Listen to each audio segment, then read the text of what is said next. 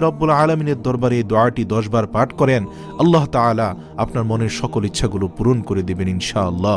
দোয়াটি হচ্ছে কোরআন শরীফের আয়াত, আমরা সবসময় মুনাজাতে পড়ে থাকি, রব্বানা আতিনা ফিদ দুনিয়া হাসানা, হে রব আপনি আমার দুনিয়াতে কল্যাণ দান করুন, ওয়াফিল আখিরাতি হাসানা, ইয়া আল্লাহ আপনি আখিরাতেও আমাকে কল্যাণ দান করুন, ওয়াকিনা আযাবান নার, হে প্রভু আপনি আমাকে জাহান্নামের আগুন থেকে বাঁচান।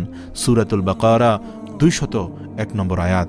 আপনি তাহাজ্জুদের নামাজের ভিতরে সিজদারত অবস্থায়, প্রথম সিজদা হোক, দ্বিতীয় সিজদা হোক, প্রতি রাকাতেই হোক, সিজদার তাসবিহ পাঠ করে সিজদারত অবস্থায় এই দোয়াটি দিল থেকে খালেস নিয়তে চোখের পানি ছেড়ে দিয়ে 10 বার পাঠ করবেন।